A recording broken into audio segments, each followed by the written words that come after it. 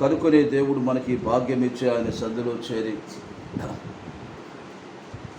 తండ్రి అయిన ప్రభు అయిన దేవుడు లేక తండ్రి అయిన దేవుని సన్నిధిలో ఆయన తండ్రిగా, ఆయన బిడలగా, ఆయన సొత్తుగా, ఆయన ప్రజగా చేరి ఆయన ఆరాధించే కృప, తండ్రి కుమారులకున్న సంబంధ బాంధవ్యాన్ని దేవుడు మనకు కలుగు చేశాడు.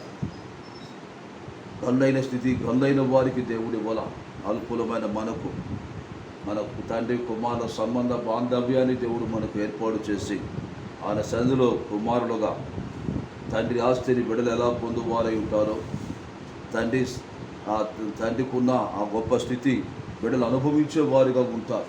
అవునా కాదా? తల్లిదండ్రులు ఆస్తి ఎవరికి ఇస్తారు? బిడ్డలకైనా. మరి నీవు నేను ఆయన పిల్లడమై ఉంటే తండ్రి ఆస్తి ఎవరికి? అది బిడ్డలుగా మన హక్కు. అది దేవుని ద్వారా తండ్రి అయిన దేవుని దగ్గర ఉన్న స్వాస్థ్యాన్ని మనం అనుభవించే హక్కు ప్రభు దేవుడు మనకి ఇచ్చాడు. తండ్రి కుమారులకు ఉన్న సంబంధాన్ని మనం కలిగిన వారిగా ఉండాలి. తండ్రి ఒడిలో చేరే వారుగా, తండ్రికి మన విన్నపాలు చెప్పుకొని మనల్ని ఆదరించే విధంగా దేవునికి లోబడి జీవించే అనుభవం మన జీవితంలో కలిగిన వారిగా ఉండాలి. కనుక లేఖన భాగాల్లో మనం చూస్తే, దేవా మమ్ము విడనాడి ఉన్నావు, మొదటి వచనం, మమ్ము చెదరగొట్టి ఉన్నావు, నీవు కోపపడితే మమ్మను మరలా బాగు చేయము అంటాడు. దేవా మమ్ము విడనాడి ఉన్నావు, మమ్ము చెదరగొట్టి ఉన్నావు అంటాడు. ప్రభునందు ప్రియమైన వాళ్ళారా, ప్రభు అయిన దేవుడు ఎన్నడూ విడవడు. మన బిడ్డలు మనం విడిచిపెడతామా? దూరం అయ్యారని దానికి గల కారణం, బిడ్డలే విడిచిపోతారు. ఏం చేస్తారు? బిడ్డలే విడిచిపోతారు. కొన్నిసార్లు తల్లిదండ్రుల మీద అడిగి బిడ్డలు ఎటో వెళ్ళిపోతారు, ఎక్కడెక్కడో తిరుగుతారు, ఎక్కడెక్కడో ఉంటారు. సంవత్సరాలు అని వారు ఉన్నారు, అలిగి వెళ్ళిపోయేవారుగా ఉంటారు. ఎందుకంటే వారి ఇష్టం ఈ ఇంట్లో జరగట్లేదు. వారి స్వేచ్ఛ లేకుండా పోయింది. వారి ఆశలు, వారి కోరికలు తీర్చుకుంటానికి, వారిలో ఉన్న ఆ శరీర ఆశలు తీర్చుకుంటానికి ఇక్కడ తల్లిదండ్రులు అడ్డు అయిపోతుంటారు. కనుక వారు ఏం చేస్తుంటారు? స్వేచ్ఛను కోరేవారుగా ఉంటారు. నేను దూరంగా వారిని దూరం అయిపోవాలని, నేను వీరి దగ్గర ఉండి నా ఆశలు తెరువు, నా కోరికలు తెరువు, నా ఇచ్చలు తెరువు అని ఆలోచన కలిగిన వారై ఉంటారు. కనుకనే వారు విడిచి దూరం అయిపోయేవారుగా, మన జీవితాల్లో కూడా దేవుడు తన బిడలుగా, తన సొత్తుగా చేసుకోవడానికి ప్రభువైన దేవుడు పరలోక మహిమ సింహాసనం అంతా, వైభవం అంతా విడిచి లోకానికి వచ్చి మన స్థానంలో నిలిచి, మన శిక్షణ సెలవులో తాను భరించి రక్షణ మనకి ఇచ్చి తన బిడలుగా మనం చేసుకున్న వారిగా ఉంటే, ఇప్పుడు మనం ఏం చేసేవారిగా ఉన్న అనేక విషయాల్లో తప్పిపోతా ఉన్నాం. దేవుడు దూరం కాదు, ఎప్పుడు తండ్రి ఎప్పుడు దూరం కాదు.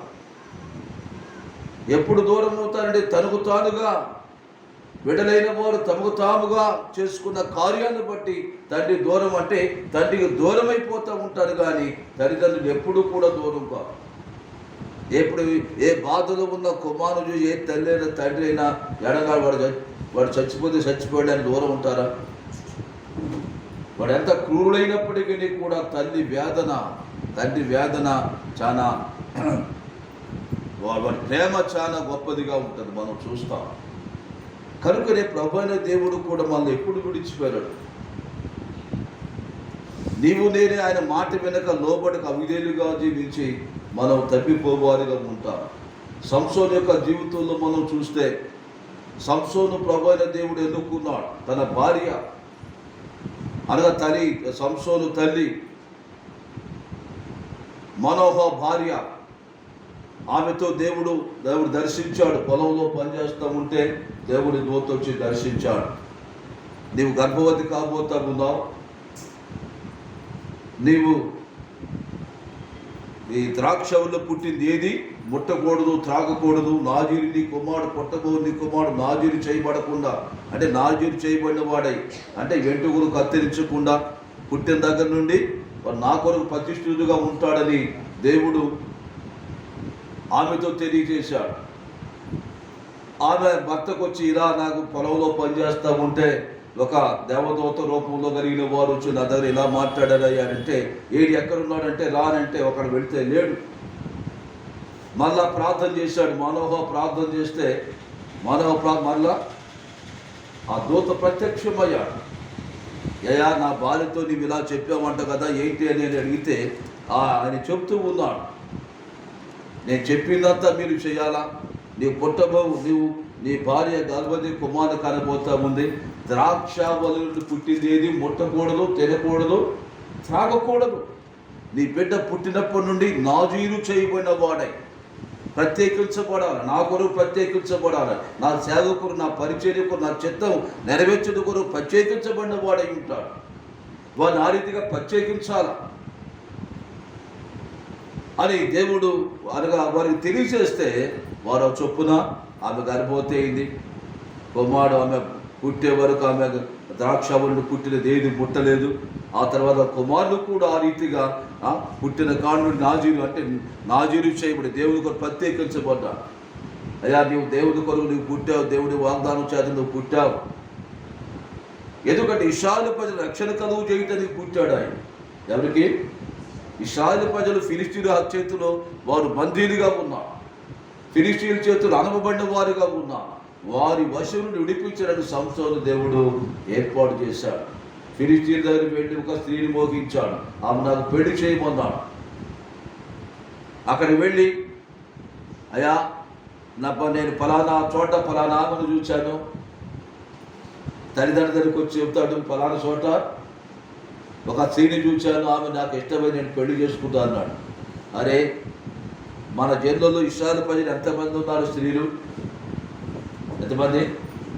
మన ప్రజలు ఎంతమంది ఉన్నారు? ఎంతోమంది స్త్రీలు ఉన్నారు. మరి మన జిల్లాలో కాకుండా నీవు వేరే దేశంలో అన్ని స్త్రీలు చేసుకుంటావంటే అవి నాకు ఇష్టమైంది అంటాడు ఆయన. ఆమె నాకు ఇష్టమైంది. సరే, ఇది మాట్లాడని బయలుదేరి వెళ్తూ ఉంటే వినాలమ్మ. సంసోను దేవుడు తనకిచ్చిన ఆధిక్యత వెళుతూ ఉంటే ఆయన ఆ పక్కకి వెళ్ళిన తల్లిదండ్రులు విడిచి కొద్దిగా బయటకు వెళ్ళాడు. ఆయన బయటకు వెళ్ళినప్పుడు అక్కడ ఒక పొదలో సింహం కనపడింది. పక్కన సింహం కనపడితే ఒక కుక్క పిల్లను కనుక ఇట్టు పట్టుకుని, కుక్క పిల్ల కూడా చేల్చలేం మనం. సంసోను దాన్ని పట్టుకొని చీల్చివేశాడు. చీల్చివేసి మళ్ళీ మామూలుగా ఆయన ఇది వాడితో వాళ్ళ కలిసి యుద్ధం ఒక మృగంతో పోరు అన్నట్లుగా కనపడదు. అక్కడ మృగంతో పోటాడు నుంచి ఏమి రా, నీకు గాయాలేంది, ఇట్లా రాసుకుందేంది, ఇట్లా నీ చొక్కా ఇదైపోయింది అని లేదు. అక్కడ దేవుడు తనకిచ్చిన బలం, దేవుడు తనకిచ్చిన శక్తి, సామర్థ్యం చాలా గొప్పది. తన తల్లిదండ్రులతో కలిసి మళ్ళీ ఎక్కడికి వెళ్ళాడు? వివాహం మాట్లాడడానికి వెళ్ళాడు. అంటే ఏమీ కలగలేదండి. అతని నలిగిన వస్త్రాల్లో ఏమీ లేదు. పెళ్లి కుమార్ దగ్గర వెళ్ళాడు, చూచారు, ఇష్టపడ్డాడు. ఇవి నాకు ఇదన్నారు. ఆ పెళ్లి ఆల్రెడీ ఆ వివాహం జరిగిపోతూ ఉంది. వారు ఒక విప్పుడు కథ, ఒక 30 మంది పెళ్లి కొత్తగా పెళ్ళైన వాళ్ళు 30 మంది మాట్లాడడానికి వాళ్ళు ఏర్పాటు చేస్తారట. వాళ్ళ దేశ మర్యాద 30 మంది వచ్చి వారితో సరసాలు ఆడుతూ ఉన్నారు, విప్పుడు కథలు వేస్తూ ఉన్నారు. మరి కొంత పెళ్లిలో కూడా కొన్నిసార్లు జరుగుతూ ఉంటాయి. వివాహ విందులో వాళ్ళు ఒక చలుపు తీయటం, వీడు ఒక చలుపు తీయటం, ఇవన్నీ జరుగుతూ ఉంటాయి. అలానే ఆ దినాల్లో జరుగుతున్నప్పుడు జరిగిన పరిస్థితి ఏమిటంటే, ఒక విప్పుడు కథ విప్పుతావా అన్నారు. ఈయన ఎవరు? సంసోను ఒక విప్పుడు కథ వేశాడు. బలమైన దానిలో నుండి తిండి వచ్చాను, తిను దాని నుండి తీపి వచ్చానని ఒక ఉపమానం చెప్తాడు. మీరు వరకు విప్పితే మీరు 2 దుస్తుల బట్టలు ఇవి ఇస్తారని కొద్ది ఒడంబడిక. అది జరిగింది. వారు 6 రోజులు విప్పలేకపోయారు. వారు విప్పలేకపోతే దుస్తులు ఇవ్వాలి. అది కఠినమైన రోజులు అవి. అప్పుడు ఇప్పుడులాగా 100 రూపాయలు ఏముందని, 200 ఏముందని అని అనుకుని రోజులు కాదు అవి. ఒక దమ్మిడి దొరకంటే ఎంతో కష్టపడాలి. చిన్న వెండి, అరతోలో వెండి దొరక్క సౌలు రాజు కాకముందు అరతోలు, అరే నీ దగ్గర ఏమైనా ఉందా ఆ దీర్ఘదర్శికి ఇవ్వడానికి అని సౌలు అడిగాడు తన దాసుల్ని. నా దగ్గర ఒక పావుతలం వెండి ఉందంటాడు. పావుతలం వెండి అంటే అంత కఠినమైన రోజులు అవి. ఆ స్థితిలో ఇప్పుడు కథ వేస్తే వారు వినాల. సంసోను భార్యతో ఏమంటాడు, నీవు మమ్ము మా సొమ్ము దోచుకుంటా నీవు ఇలా చేసావా, మా సొమ్ము దోచుకుంటా నీవు ఇలా చేసావా, నాకు ఇప్పుడు తీసుకొచ్చావు, ఇప్పుడు కత్త వేశారు, మా డబ్బులను దోచుకుంటాను మీరు ఇలా చేశారు, ఈ సంగతిగా నీ భర్త లాలన చేసి ఏది చేసినానో ఆ విషయం నాకు తెలియచేయి, లేకపోతే అగ్ని చేత కాల్చి వేస్తా ఉన్నా. మా విధాన కనుక ఎందుకు ఈ విషయాన్ని నేను జ్ఞాపకం చేస్తానంటే, సంసోనుకున్న దేవుడిచ్చిన ఆధిక్యత. ఆ తర్వాత భార్యగా చెప్పాడు, భార్య వాళ్ళగా చెప్పింది, వాళ్ళు బలమైన దానిలో నుండి తిండి వచ్చాను, తిరిదాను తీపి వచ్చారని దాని సామెత చెప్పేశాడు. ఆ 30 వారు సంసోను ఏం చేశాడంటే ఫిలిష్తీయుల దగ్గరికి వెళ్ళాడు, 30 మంది అని చెప్పాడు, వాళ్ళ దగ్గర దుస్తులు ఆయన తీసుకొచ్చి వాళ్ళకి ఇచ్చేసాడు. అంటే ఏంది, దేవుడు తనకిచ్చిన బలం, దేవుడు తనకిచ్చిన బలం, దేవుని ఆత్మ తన మీదకి వచ్చినప్పుడు అతను లేచి ఫిలిష్తీయులు 30 మందిని చెప్పి వాడి దగ్గర నుండి వస్తువులు తెచ్చి వారికి ఇచ్చేసాడు. నేను ఎవరికి చెప్పదు నీకు చెప్పానే అని భార్య, నేను నీకు చెప్పినందువల్ల నీవు ఇలా చేసావా అని భార్య మీద అడిగి ఇంటికి వెళ్తాడు. భార్య మీద అడిగి ఇంటికి వెళ్ళిపోతాడు. ఇంటికి వెళ్ళిపోతాడు, మళ్ళీ కోపంలో వెళ్ళిపోయాడు. కోపం తగ్గాలి మళ్ళీ భార్య మీద ప్రేమ వచ్చేసింది, బయలుదేరి వచ్చేసాడు. బయలుదేరి వచ్చేది ఈమె ఇంట్లోకి వెళితే, అయ్యా నువ్వు రావనుకొని నేను ఈ భార్యని ఇంకొకరికి ఇచ్చి పెళ్లి చేశాను, వాడు చెల్లెడు ఉంది, నువ్వు చూసుకోమంటాడు అక్కడ వాళ్ళ తండ్రి. ఫిలిష్తీయులు ఎంత పని చేస్తారా, మీరు చేసిన పనిని పొలం వెళ్ళాడు, 300 నక్కలు పట్టుకున్నాడు, 300 నక్కలు పట్టుకున్నాడు, 2 తోకలు కట్టేశాడు, దివిటీలు కట్టి చాలా ఫిలిష్తీయులు చాలా మీద కుదిలేశాడు. అంటే ఎందుకు ఈ విషయాలు చెప్తాడంటే, దేవుడు తనకిచ్చిన బలం, దేవుడు తనకిచ్చిన తలాంతు, దేవుడు తనకిచ్చిన వరం, ఇలా చేస్తే ఇలా చేసింది అలా ఫిలిష్తీయుల సంసోనేరా. కనుకని ఫిలిష్తీయుని భార్యను వారి తండ్రిని అందరిని కూడా అగ్ని చేత కాల్చి వేశారంట. ఫిలిష్తీయుల సర్దార్లు అంత భయంకరం, అంత క్రూరంగా ప్రవర్తించేవారు. వాళ్ళనే ఇలా ప్రవర్తిస్తే వీళ్ళని ఈ ఇషారిపై ఎంత బాధ పెడుతూ ఉన్నారో, ఇంకెంత వేధిస్తూ ఉన్నారో, ఇంకెంత ఇబ్బంది పెడతా ఉన్నారో, ఇంకెంత శోధన బాధ గురి చేస్తూ ఉన్నారో ఇక మనం అర్థం చేసుకోవాలి. అటువంటి క్రూరుడు వాడు. అలా చేసిన తర్వాత జరిగిన సంఘటన ఏమిటంటే, ఫిలిష్తీయుని ఇక ఫిలిష్తీయులందరూ ఇశ్రాయేలు దేశం మీదకి వచ్చేసారు. బండిపోటు దొంగలుగా వచ్చారు. అక్కడికే ఇక మరలా ఇశ్రాయేలు ప్రజల మీదకి వచ్చి వారి దగ్గర అంత దోచుకోవడం మొదలుపెట్టారు. నాయన ఎంత పని చేస్తా ఉన్నారు, మా దోచుకుంటానికి వచ్చేది ఏంటి అని వారు అడిగితే, మీ ఇశ్రాయేలుడైన సంసోను మాదంతా దోచుకుంటూ ఉన్నాడు, మా మీద మమ్మ బాధిస్తూ ఉన్నాడు, వేధిస్తూ ఉన్నాడు, అందుకని మేము కట్ట వచ్చామంటారు వారు. సరే ఫిలిష్తీయులు వెళ్ళాడు, ఫలానా చోట సంసోను పట్టుకుని రావడానికి వెళ్ళారు. మీరు నన్ను చంపడానికి వస్తే చంపడానికి వచ్చారా లేదా సమాధానంగా అప్పగించడానికి వచ్చారా అన్నాడు. వినాలన్న, మేము బంధించి ఫిలిష్తీయులకు అప్పగిస్తాం, అంతే మేము చేస్తాం, మేమేమో చంపమన్నారు వాడు ఇశ్రాయేలుడు, తమ సొంత జనాంగమే. సరే తీసుకొని వెళ్ళారు, ఫిలిష్తీయుల చేతికి అప్పగిస్తున్నారు. బంధించి వారికి అప్పగించబోతా ఉంటే వినాలి, వాడు కేకలు వేస్తాడు, సంసోను మాకు అప్పగించబడుతున్నాడు, సంసోను మాకు అప్పగించబడుతున్నాడని వాళ్ళకి ఏళ్ళలో కేకలు వేస్తా ఉన్నారు ఫిలిష్తీయులు. ఎందుకు? చంపడానికి. ఆ ఒట్టి మీద నాకు కట్టిన ఆ సంఖ్యలు అంటే ఊరికే ఇట్లంటే తెగిపోయినాడు. ఎనప సంఖ్యలు ఇట్లంటే తెగిపోయినాయి. గాడిద ఎముక తీసుకొని ఇశ్రాయేలు ప్రజలను 1000 మందిని కొట్టి చెప్పాడు. రైతల్లా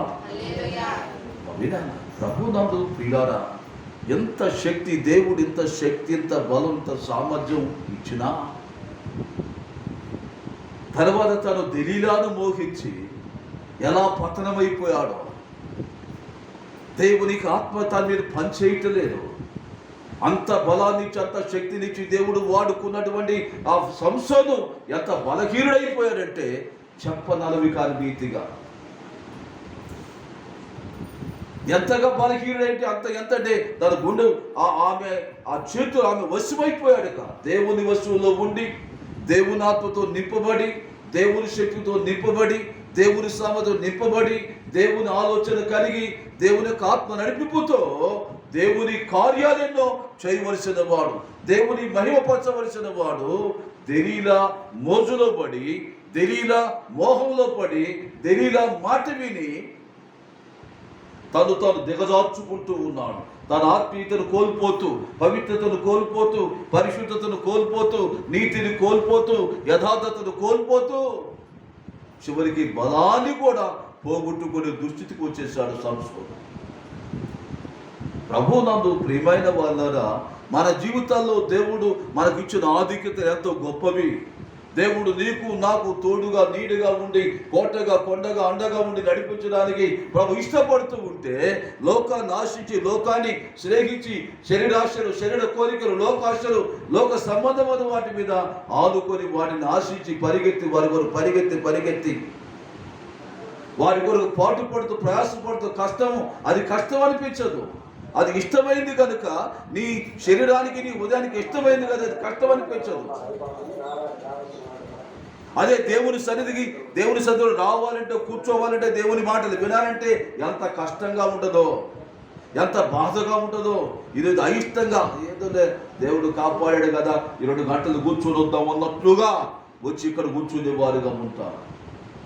అసలు నిన్ను పుట్టించినవాడు, నిన్ను పెంచినవాడు, నిన్ను పోషిస్తున్నవాడు, సంరక్షిస్తూ నీకు జ్ఞానం ఇచ్చి, తెలివిచ్చి, మంచి ఒక పనివానిగా ఒక పని నీ చేతికిచ్చి, నీకు తిరుడకు త్రాగుడు దానికి కొరత లేకుండా చేస్తూ, నీకు పోషణార్థమైన జీవాన్ని దేవుడు నీకు దయచేసి నడిపిస్తున్న దేవుని సందులో ఎంత ఉత్సాహంగా, ఎంత ఉల్లాసంగా దేవునితో గడపాలి.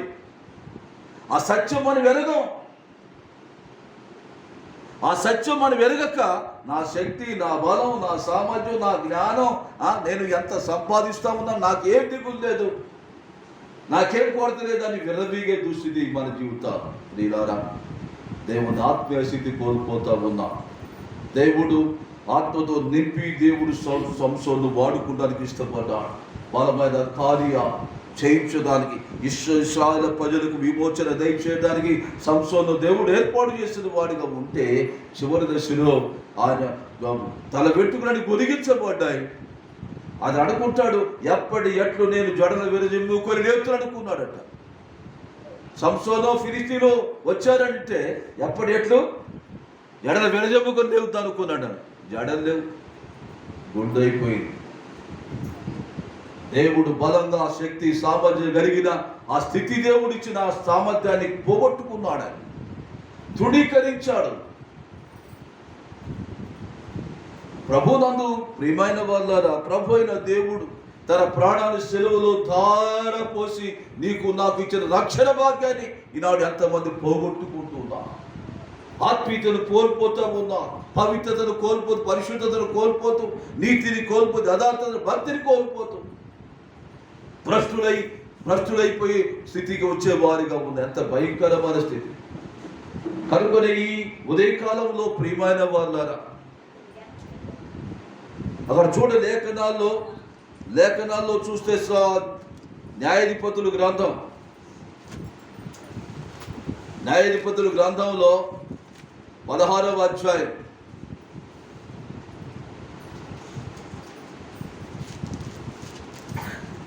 16వ అధ్యాయం చూస్తే 19వ వచనం, ఆమె తన తొడ మీద అతని నిద్రగుచ్చి ఒక మనుష్యుని పిలిపించి వాని చేత అతని తల మీది 7 జడలను క్షౌరము చేయించి అతని బాధించుటకు మొదలు పెట్టాను. అప్పుడు అతనిలో నుండి బలము తొలగిపోయాను. ఆమె సంసోను ఫిలిష్తీయుని మీద పడుచున్నారనగా అతని నిద్ర మేలుకుని ఎట్లు నేను బయలుదేరి జడ విడజిమ్ముకొనున్నాను కొనడు. అయితే యెహోవా తనను ఎడబాసిన అతనికి తెలియలేదు. యెహోవా తను ఎడబాసిన సంగతి తెలియలేదట. ఈనాడు కూడా మనం మన జీవితాల్లో కూడా ఎలా ఉంటామంటే, దేవుని దగ్గరగా ఉన్నాం, చేరువుగా ఉన్నాం, ప్రార్థిస్తున్నాం, ప్రార్థన వెళ్తా ఉన్నాం, ఆరాధిస్తున్నాం, నేను ఆరాధన చేస్తూ ఉన్నాను అని అనుకునేవారిగా ఉంటాం. అనేక విషయాల్లో ఇటు ప్రార్థనకు వస్తూ ఉంటాం, ఇటేమో కొద్ది సమయం ప్రార్థనలో ఉంటుంది, దాని మిగిలిన సమయం అంతా లోకంలో గడిపేవారిగా ఉంటాం. ఏది చూడని కూడా దాన్ని చూస్తూనే ఉంటాం. చూడరాని దృశ్యాలు, చేయరాని కార్యాలు, దేవునికి వ్యతిరేకమైన ఆలోచన, తలంపులు కలిగి జీవించడం ఎంత భయానకమైన పరిస్థితి. ప్రభునందు ప్రియమైన వాళ్ళ ప్రభు తెలియచేస్తా ఉన్నాడు. యెహోవా అతన్ని ఎడబాసిన సంగతి ఎవరికి తెలియదంట, సంసోను తెలియలేదంట. ఏం చేసి ఆమె తన తొడ మీద అతను నిద్రపుచ్చి, అపవాది కొట్టిన నిద్రపుచ్చేవాడిగా ఉన్నాడు. ఆత్మీయ నిద్ర, ఈ నిద్రపుచ్చేవాడిగా ఉన్నాడు. నీ ఆత్మతను కోల్పోనట్లు, నీ పవిత్రతను, నీ పరిశుద్ధ, నీ నీతిని, నీ యథార్థతను కోల్పోని నేను నిద్రకు ఏ పద నీ పవిత్రత ఏడకపోలా. నీవు నీతిగానే ఉన్నావు, నీవు పవిత్రంగానే ఉన్నావు, యథార్థంగానే ఉన్నావు. నీవు ప్రార్థనకి వెళ్తున్నావు కదా, బైబిల్ చదువుతున్నావు కదా, ప్రార్థన చేస్తూ ఉన్నావు కదా, ఆరాధిస్తున్నావు కదా, ఇక నీకేమి కొరత ఏమిది? అన్ని కరెక్ట్గానే ఉన్నాయి నీకు. వాడు రిజల్ట్ వేస్తూ ఉంటాడు, వాడు నీకు అన్ని ప్రజెంటేషన్ బాగా నీ స్థితి అంతా వాడికంటే నేను బాగానే ఉన్నా, ఆమె కంటే నేను బాగానే ఉన్నా, వీనికంటే నేను బాగానే ఉన్నా. ఒకవేళ బాగా ఉన్నా కూడా నీవు అతిశయం, అహంకారం, గర్వించే స్థితి కూడా నీకు అర్థం కాకుండా చేస్తాడు. సొంకరి పరిచయుడు ప్రార్థన చేయడానికి వెళ్తే పరిచయుడు దొంగ, దోచుకుని, అన్యాయస్తులు, అక్రమస్తుల వలె కాదు, ఈ సొంకరి వలె కూడా కాదు. వారానికి 2 మార్లు ఉపవాసం ఉంటున్నా, దశం భాగం ఇస్తా ఉన్నా. మా వినానా అతడు అంటాడు, అతడు ఆ రీతిగా ప్రార్థన అతిశయం, తామే నీతిమంతులమని తమ్ము నమ్ముకొని ఇతరులను తుడీకరించు కొందరితో ప్రభువా ఉపమానం చెప్పాడు అంటాడు. అక్కడ లూకాసు వార్త 18వ అధ్యాయం 9వ వచనం. లూకాసు వార్త 18:9లో తామే నీతిమంతులం అనుకొని ఇతరులను తుడీకరించేవారు. మేము నీతిమంతులం, మేము పవిత్రులు, మేము ప్రార్థనా పనులు, మేము శక్తి గలవారు, మేము సామర్థ్యంగా మేము ఉపవాసం ఉంటున్నాం, దేవుని కొరకు నమ్మకంగా ఉంటున్నాం అనుకుంటూ ఇతరులను వారు తుడీకరిస్తూ ఉంటారంట. ఏం చేస్తారు ఇతరులు? భక్తి, ఇది భక్తి గర్వం అన్నమాట. ఏం పర్లేదు, నువ్వు దశం బాగా ఇస్తా ఉన్నావు, ఉపవాసాలు ఉంటున్నావు, ప్రార్థనకు పడుతున్నావు, నీవు ఏ దొంగతనం, ఏ అక్రమం, అన్యాయం చేయటం లేదు, నువ్వు గొప్పోడు అంటే ఇక తను హెచ్చిపోతూ ఉంటాడు. సాతాను కూడా ఈ రీతిగా భక్తి గల వారిని హెచ్చిస్తూ ఉంటాడు. తామే నీతిమంతులం అనుకొని ఇతరులను తృణీకరించడం అది గర్వం. అసలు అలా ఎలా ఉండాలి? అందుకే ప్రభువైన యేసయ్య సొంకను గురించి అక్కడ చెప్పాడు. ఉండవలసిన స్థితి ఏమిటంటే, అతడు దూరము నుండి కన్నులెత్తుడు కానీ ధైర్యము చాలక, మా వినాలమ్మ, ఎంత భక్తిపరుడమైనా, ఎంత ప్రార్థనాపరుడమైనా, ఎంత కన్నీరు కాచేవారైనా, ఎంతగా దేవుని స్తుతించి ఆరాధించేవారైనా నీ ఉండవలసిన స్థితి ఏమిటంటే, అయ్యా నీ వైపు చూచే అర్హత నాకు లేదయ్యా, తండ్రి అని పిలిచే అర్హత నాకు లేదు, నాయన అని పిలిచే అర్హత నాకు లేదయ్యా. ఎప్పుడు కూడా రొమ్ము కొట్టుకుని నీ సన్నిధికి రాదగన వాడనయ్యా, వచ్చే యోగ్యత నాకు లేదయ్యా, వచ్చే అర్హత నాకు లేదు, నన్ను కరుణించు అంటాడు. ఆత్మీయులను కరుణించు, నాలో పాపం ఉన్నది, నాలో దోషాలు ఉన్నాయి,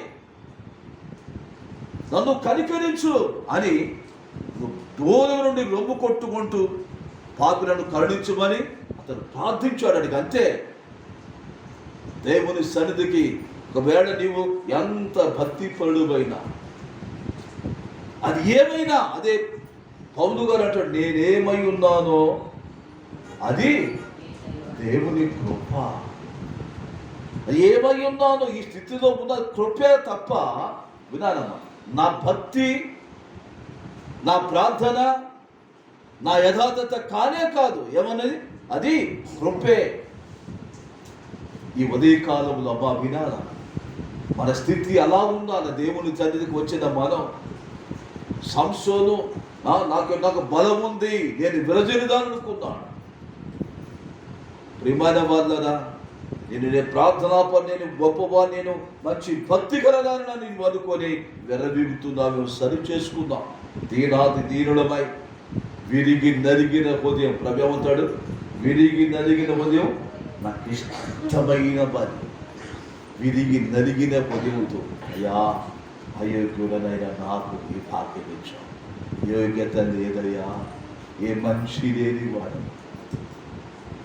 ఏ నీతి లేని వాడనయ్యా, అయోగ్యుడు నాకు ఈ కృప ఇచ్చినందుకు నీకు స్తోత్రం అని దేవుని మనం స్తుతించాలి.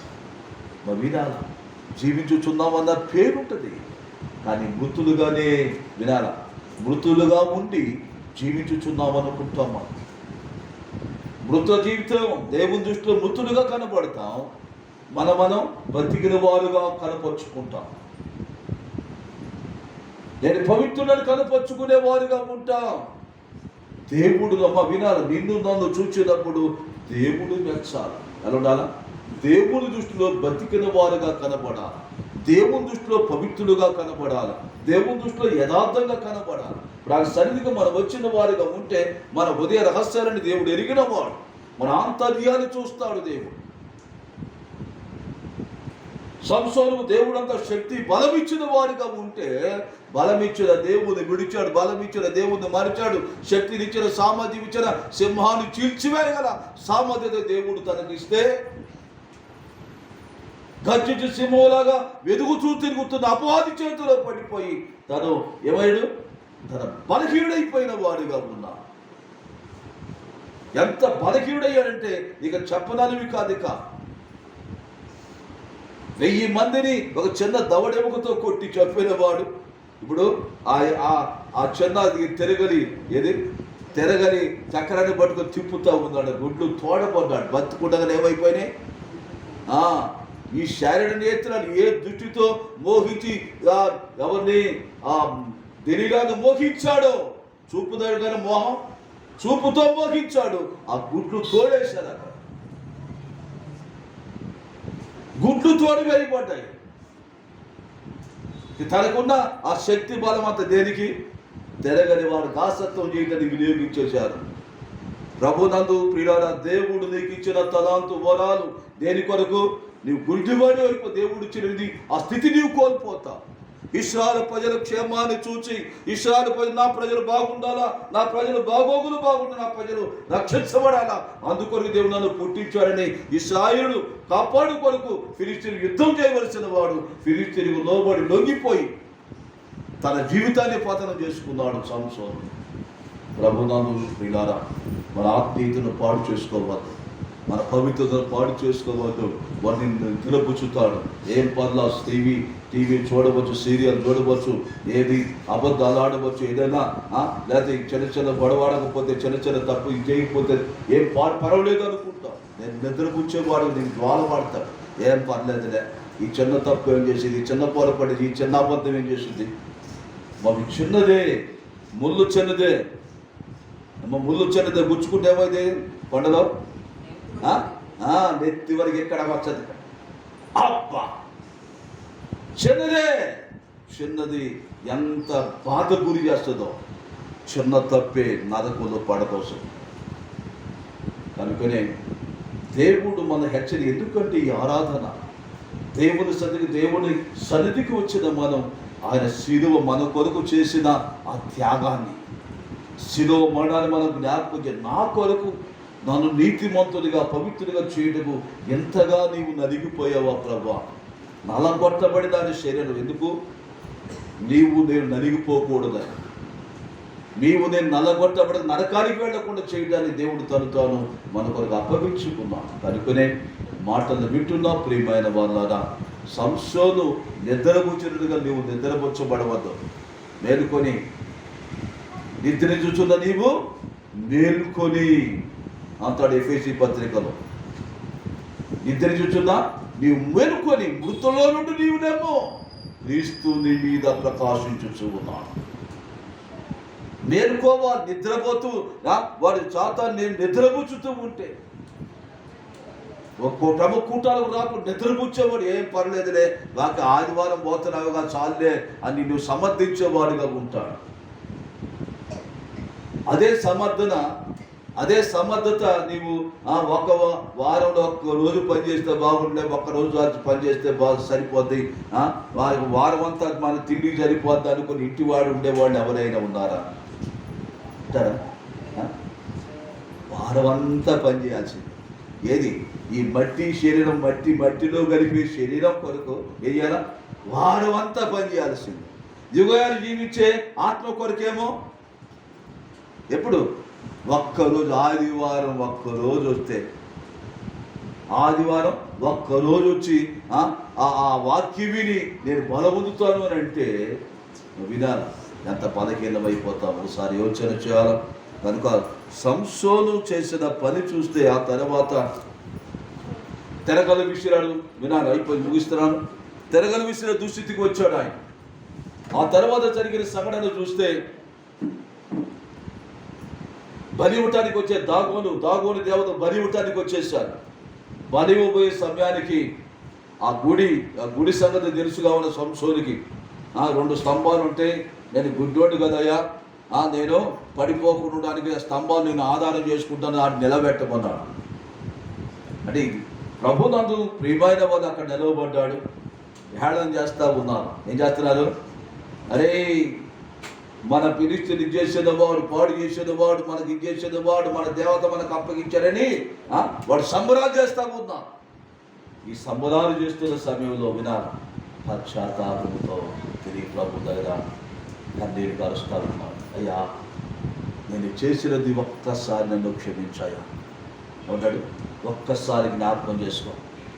ఈ ఫిలిష్తీయుల మీద నా పగ తీర్చుకుంటానికి ఒక్కసారి నన్ను జ్ఞాపకం చేసుకో. ఈ శత్రువు సంహరించడానికి ఒక్కసారి నన్ను జ్ఞాపకం చేసుకోమని ప్రార్థన చేస్తే దేవుడు ఏం చేశాడు? తిరిగి చిన్నప్పుడే మొదలు పెట్టినట్టు వెంటుకొని తిరిగి మళ్ళీ తన శక్తి వచ్చేసింది. అది 3,000 మంది ఉన్నాడు ఆ గుడిలో. ఎంతమంది? 3,000 మంది ఉన్నారు. ఆ 3,000 మంది ఉన్న గుడిలో ఆ 2 స్తంభాలు పట్టుకొని లాగితే ఏమైపోయింది? ఆ దేవాలయం కూలిపోయిందంట. 3,000 మంది చచ్చిపోయారు. వినాల ప్రభునందు ప్రియులారా, అంత ప్రభు అయిన దేవుడు ఎంత శక్తి సామర్థ్యం ఇచ్చినా లోకాశను శరీరాశను లోనైపోయి ఎంత బలహీనుడయ్యాడో మనం యోచన చేయాలి. ఎంత భయంకరం!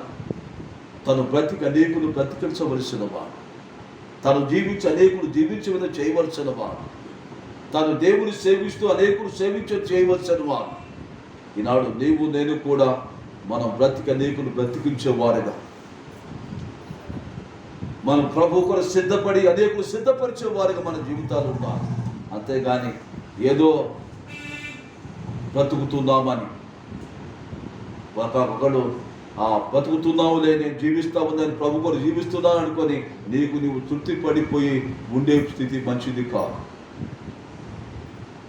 ఆ పరిశీలన చేసేది పని అదే. పరిశీలన వల్లే కాక ఎప్పటికప్పుడు నా జీవితాలు సరి చేసుకుంటే అనేకులు సరి చేయబడే విధంగా, అయ్యో ఎలా ఉన్నాను నేను దేవుని సన్నిధిలో, దేవుడు పరిశుద్ధుడే, నేను పరిశుద్ధంగా ఉన్నానా లేదా, పవిత్రంగా ఉన్నానా లేదా, యథార్థంగా ఉన్నానా లేదా, నీతిగా ఉన్నానా లేదా, మంచిగా ఉన్నానా లేదా, మనం ఎప్పటికప్పుడు సరి చేసుకుని దిద్దుకోవలసిన వారమై ఉన్నాం. కనుకనే ప్రభు మనం సమీపించబోతున్నాం. మనం ఎలా ఉన్నాం? సంసోను జీవితాల బలం దేవుడు, ఆత్మ రక్షణ దేవుడు మనకి ఇచ్చాడు. ఆత్మ బలంతో నింపబడి శారీరక క్రియలు లోక సమక్రియలని అడగదొక్కి దేవుని కొరకు బలమైన కార్యాలు చేయి. బలంగా ప్రభువులో, బలంగా దేవుల్లో, బలంగా అపవాది క్రియలు అణగదొక్కుతూ, శరీర క్రియలు అణగదొక్కుతూ, పాపాన్ని అణగదొక్కుతూ, పాపేచ్ఛలు దూరం చేసుకుంటూ మన జీవితాన్ని బలంగా ఆత్మీయ బలంతో అన్నిటిని అణగదొక్కి ఆత్మీయమైన ఎదుగుదల మన జీవితంలో కలిగి ఉందాం. ఆ రీతిగా చేయటానికి దేవుడు కృప చూపును గాక. దేవుడి మాటలు దీవించును గాక. అందరు లేచి నిలవబడదాం. అందరు లేచి నిలవబడ